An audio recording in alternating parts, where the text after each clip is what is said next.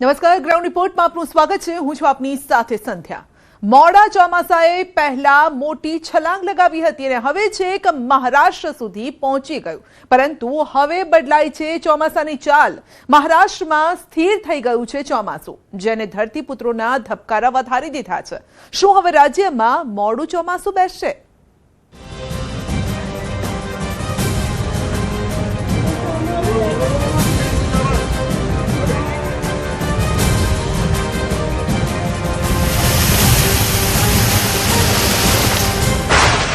पांच दिवस में 13 राज्यों में पहुंच्યું ચોમાસું।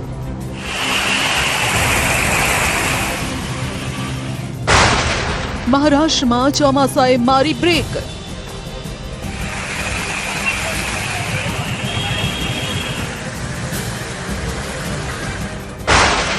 गुजरात में હવે ક્યારે થશે આગમન?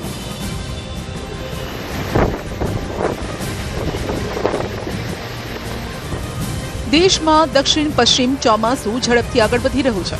હવામાન વિભાગના જણાવ્યા અનુસાર ચોમાસું 5 દિવસમાં 13 રાજ્યો સુધી પણ પહોંચી ગયું છે। સોમવારે ચોમાસાએ તેલંગાણામાં પ્રવેશ કર્યો। ચોમાસું પશ્ચિમ કિનારે હવે મુંબઈથી 150 કિલોમીટર દૂર છે। મોડા ચોમાસાએ મોટી છલાંગ લગાવી, પરંતુ હવે ચોમાસાએ મહારાષ્ટ્રમાં પોરો ખાધો છે। અરબ સાગરની શાખા 24 કલાકથી સ્થિર થઈ ગઈ છે।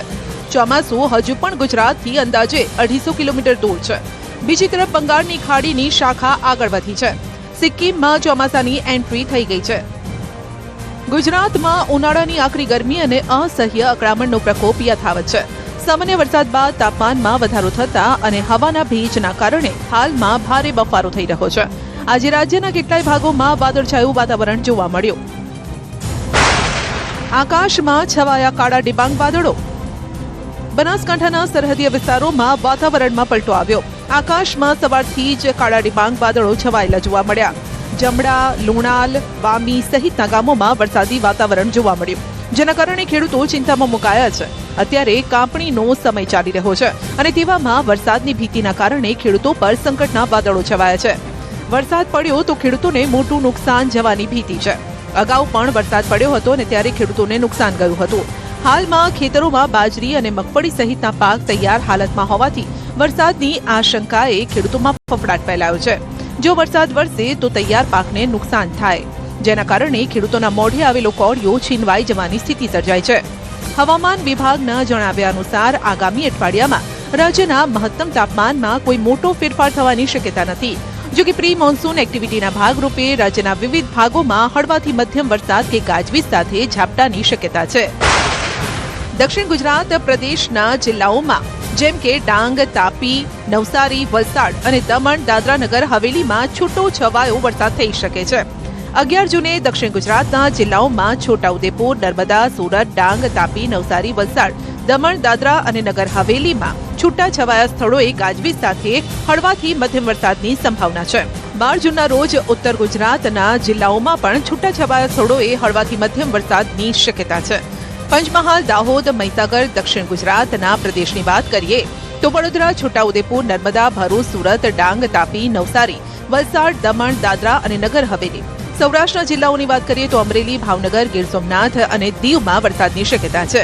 ज्यारे के उत्तर गुजरात प्रदेशना बाकी जिल्लाओ और सौराष्ट्र, कच्छ, दीवमां पण हवामान सूकું રહેવાની शक्यता छे। जूनथी सौराष्ट्र और कच्छना કેટલા ભાગોમાં વરસાદ પડવાની સંભાવના છે। इसमें गुजरात रीजन में हल्का से मध्यम बरसात का संभावना रहेगा। मेनली आपका जो 4 दिन तक नवसारी, वलसाड, डांग, दमन, दादरा, नगर हवेली, तापी के लिए दिया गया है।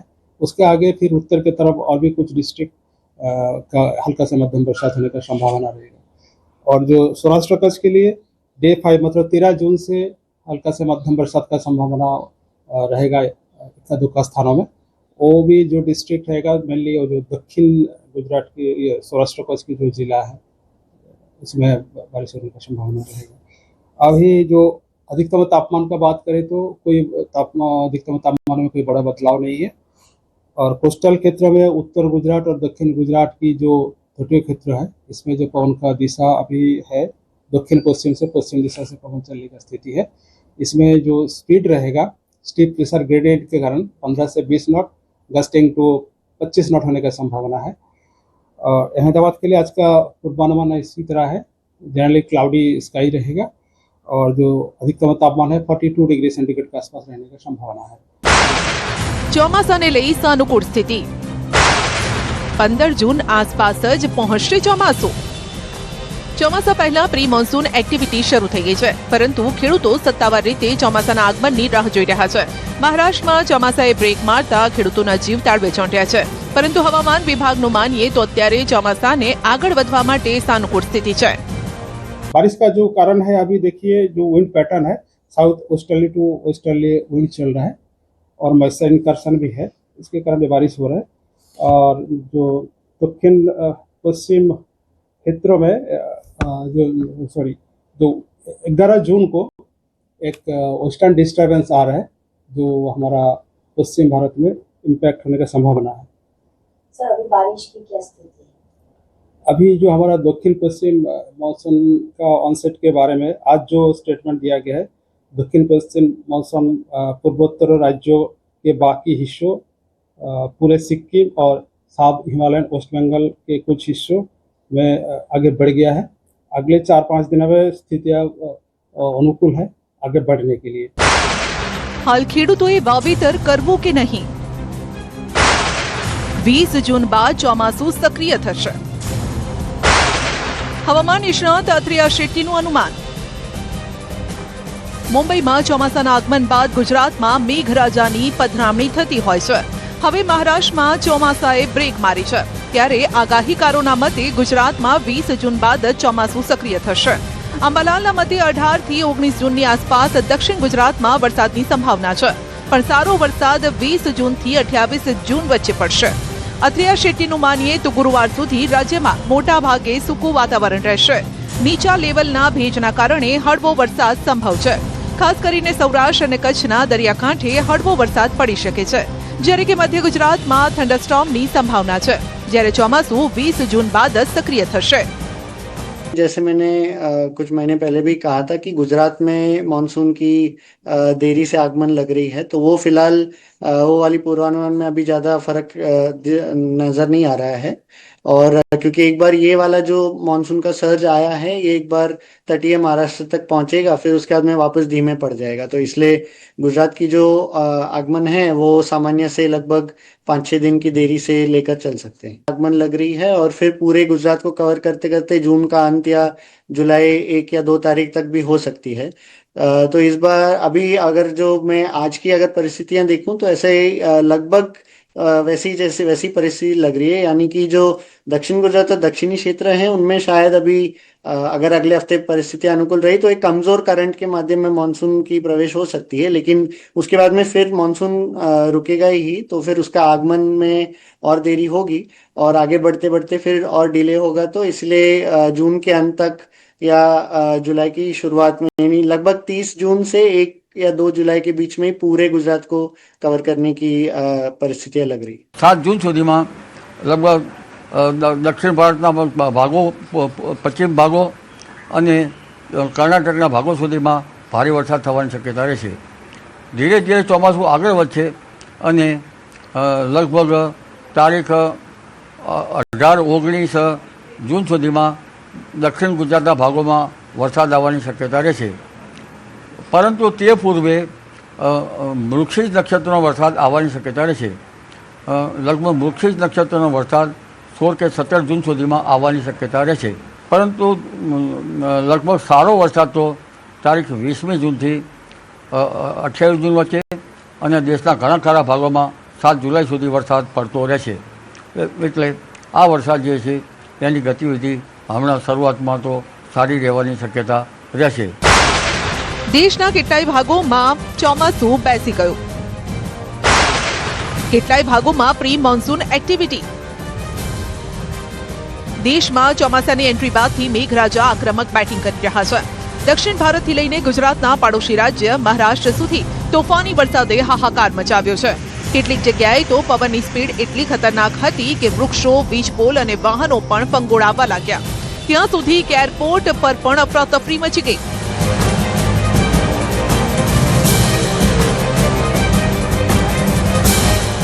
કર્ણાટકમાં મેઘરાજાએ ધડબડાટી બોલાવી. ચોમાસું પ્રવેશતા જ રાજ્યના કેટલાક ભાગોમાં ભારે વરસાદ પડી રહ્યો છે. હવામાન વિભાગે રાજ્યના કેટલાય ભાગોમાં રેડ અને ઓરેન્જ એલર્ટ જાહેર કર્યું છે. આ વિસ્તારોમાં આગામી 2 દિવસ મેઘરાજાની તોફાની બેટિંગ જોવા મળી શકે છે. બેંગલુરુમાં પણ આગામી 2 દિવસ ભારે વરસાદની આગાહી છે. આ અઠવાડિયું શહેરમાં વાદળછાયું વરસાદી વાતાવરણ રહેવાની પણ આગાહી છે. વીજળીના થાંભલા, વૃક્ષો ધરાશાયી થયા. રાજસ્થાનના ધોલપુરમાં મોસમે અચાનક જ રૌદ્ર રૂપ ધારણ કર્યું. ગાજવીજ સાથે અહીં ભારે પવન ફૂંકાયો અને જોતજોતામાં વરસાદે જિલ્લાભરમાં તબાહી મચાવી. કેટલાક વિસ્તારોમાં વૃક્ષો ધરાશાયી થયા. કેટલીક જગ્યાએ વીજળીના થાંભલા પડતા વીજળી ગુલ થઈ ગઈ. લોકોએ રાત ભયમાં વિતાવવી પડી.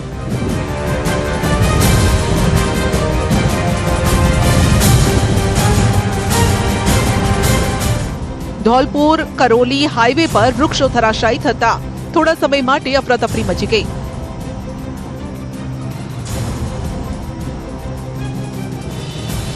ભારે પવનના કારણે કાચા મકાનની છત ઉડી ગઈ. સરમુથરાના કેટલાક ગામોમાં મિની વાવાઝોડાએ નુકસાન પહોંચાડ્યું. રાજસ્થાનના દૌસામાં પણ તોફાની વરસાદથી જનજીવન પ્રભાવિત. તોફાની પવનના કારણે લોકોએ નુકસાની વેઠવાનો વારો આવ્યો. વૃક્ષો, વીજપોલ ધરાશાયી થતા લોકો મુશ્કેલીમાં મુકાયા. કાલાખો વિસ્તારમાં એક દિવાલ ધરાશાયી થતા એક યુવતી સહિત 2 લોકોને ઈજા પહોંચી. આમટેડા ગામના જ આ દ્રશ્યો છે, જ્યાં ખેડૂતો માટે 43 લાખ રૂપિયાના ખર્ચે તૈયાર થયેલા પોલી હાઉસને પવને જમીદોસ કરી નાખ્યો, જેના કારણે ખેડૂતોને ભારે આર્થિક નુકસાની સહન કરવાનો વારો આવ્યો.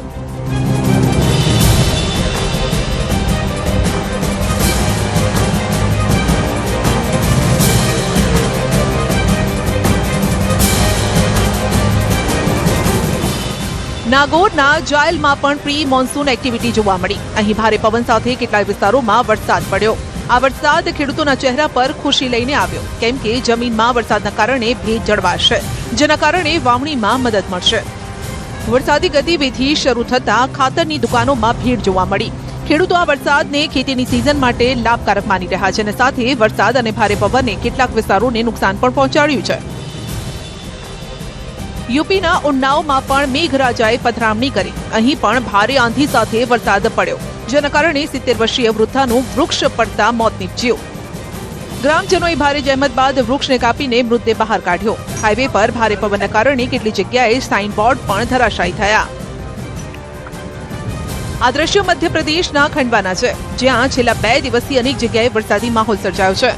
ખંડવાના મોટકામાં અચાનક વાતાવરણમાં પલટો આવ્યો. સુસવાટા સાથે વરસાદ શરૂ થયો. વરસાદની તીવ્રતા એટલી વધારે હતી કે વિઝિબિલિટી લગભગ શૂન્ય થઈ ગઈ. આ દરમિયાન બ્રિજ પર ઉભેલી એક રિક્ષા પણ હવામાં ફંગોળાવા લાગી. જુઓ આ દ્રશ્યો, જેમાં પવનના ઝટકાના કારણે રિક્ષા ત્રાંસી થઈ ગઈ. જો કે નસીબ સારા કે પવનની સ્પીડ ધીમી થતા રિક્ષા આપોઆપ સીધી થઈ ગઈ. થોડા સમય માટે લોકોના જીવ તાળવે ચોંટી ગયા.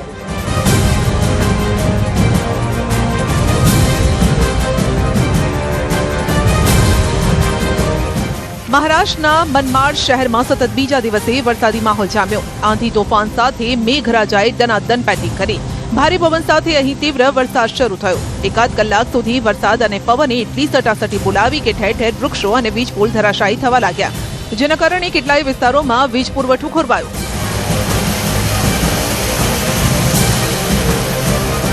કર્ણાટકના હુબલીમાં પણ ચોમાસાની એન્ટ્રી બાદથી વરસાદી માહોલ યથાવત છે. હુબલીમાં પડેલા ભારે વરસાદના કારણે કેટલાક નીચાણવાળા વિસ્તારમાં પાણી ભરાઈ ગયા. અહીં પણ કેટલી જગ્યાએ વૃક્ષો ધરાશાયી થતા વાહન ચાલકોને મુશ્કેલી નડી. ઉન્નકલ્લમાં પણ સાઈનગરમાં ઝાડ પડતા અફરાતફરી મચી ગઈ.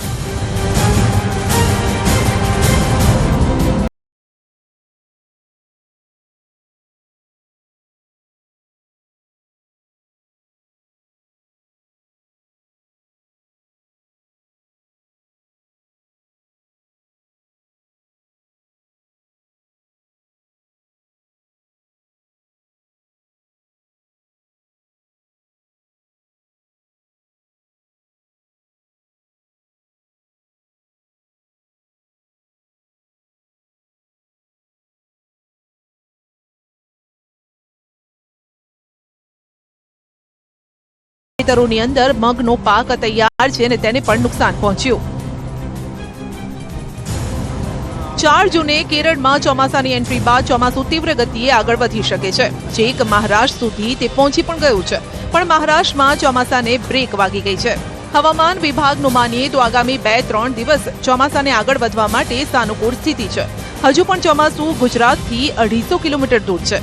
હવે રાહ મુંબઈમાં ચોમાસાના પધરામણીની થઈ રહી છે. તે પહેલા ગુજરાતમાં આગામી 7 દિવસ સુધી પ્રી મોન્સૂન એક્ટિવિટીના વરસાદનું જોર રહેવાની પણ આગાહી થઈ છે. જનતા પાણી માટે તરસે ને બાબુઓ એસીમાં બેઠા બેઠા મલાઈ આરોગે. હાલ આવા જ કંઈક આરોપ લાગી રહ્યા છે સ્માર્ટ સિટી વડોદરાના સ્માર્ટ તંત્ર પર, જ્યાં ઉનાળામાં પાણીના ટેન્કરમાં થયો છે મોટો ખેલ. પાણીના ટેન્કર પહોંચ્યા નહીં, પણ કાગળ પર જરૂર નોંધાઈ ગયા ને 3 મહિનામાં આવા 20,000 ફેરા પણ વાગી ગયા. વિચારો હવે કેવી રીતે?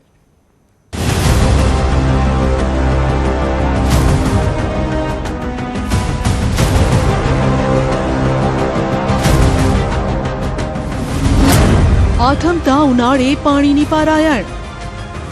गंदा आता है एकदम, गटर ऐसा पानी आता है, बहुत दिक्कत है. अभी तो आ ही नहीं रहा है, गटर पे भी ऐसा ही नहीं आएगा तो 2-3 डोल आएगा, वो भी चला जाएगा. અમે તો ત્રાસી ગયા છે. મારું આજે ત્યાં 80 લાખનું મકાન બનાવ્યું છે, એનો કોઈ જ મતલબ 5 મહિનાથી ત્યાં રહેવા ગયો છું. હું પોતે કંટાળી ગયો છું કે ભાઈ આપણે ચલો, આપણે નથી રહેવું, આવે વેચવા કાઢ્યું છે મકાન. પાણીના પોકાર અને ટેન્કર રાજ વચ્ચે પાણીના બુટલેગરો બેફામ. એવું કહેવાય કે આ લોકો પાણીના બુટલેગરો છે. આ સીધો મારો આક્ષેપ છે. પ્રશ્ન એ છે કે એક જગ્યાએ એક ટેન્કર માંડ જ્યારે પહોંચતું હોય છે ત્યારે 2-2 ટેન્કરો પહોંચે છે. ઘણી જગ્યાએ આખો દિવસ પહોંચતા નથી. શહેરની જનતા તરસે મરે ને પાણીના ટેન્કરો બારોબાર શહેરના સીમાડે ઠલવાય.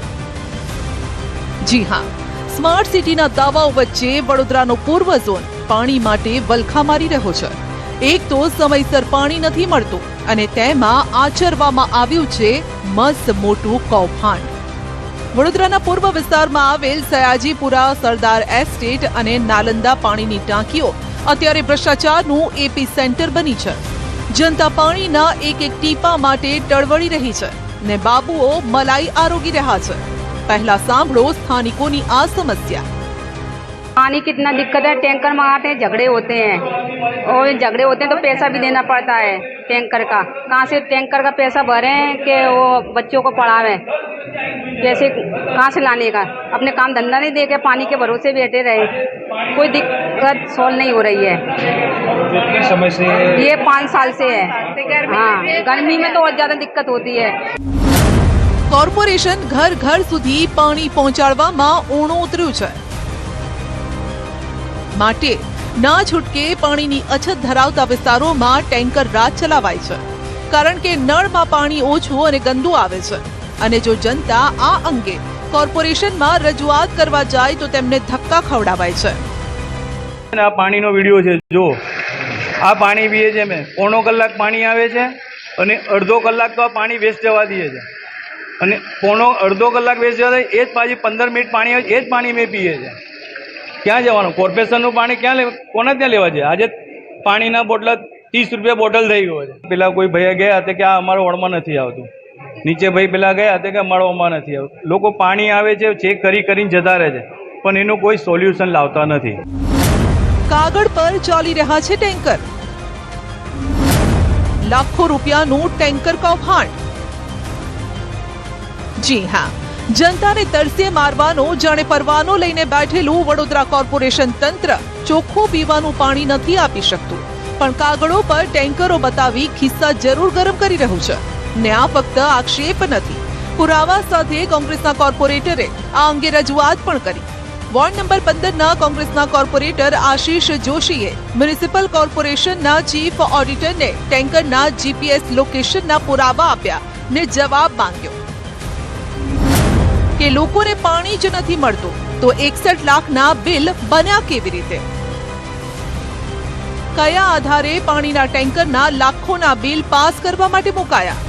માટે જ્યાં સુધી આ અંગે યોગ્ય તપાસ ન થાય ત્યાં સુધી બિલોની ચૂકવણી ન થવી જોઈએ. ડિટેલમાં તપાસ કરવાની છે કે આ વડોદરા શહેરમાં હનુમાન ટેન્કરો ફરી રહી છે કે પોણા 3 કલાકની અંદર 10 ફેરા મારી લે છે અને ઘણી જગ્યાએ આખા દિવસ સુધી પહોંચતી નથી. તો કહેવામાં આવે છે કે ત્યાં ટેન્કર ચાલકનું ખેતર છે. તો જ્યારે ઓન ડ્યુટી ટેન્કર આપણી ટાંકીમાંથી ભરાય છે તો એ ખેતરમાં શું કરવા જાય છે એ પણ તપાસનો વિષય છે.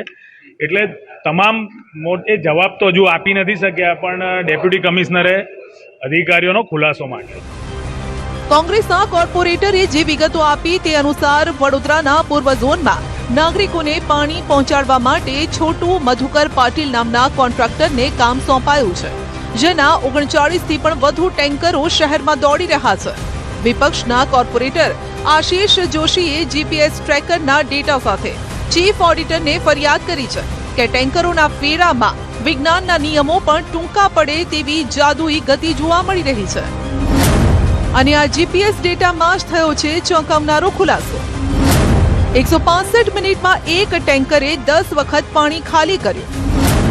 જાન્યુઆરીથી માર્ચ 2026 સુધી કુલ 19,971 ફેરા પણ બતાવ્યા.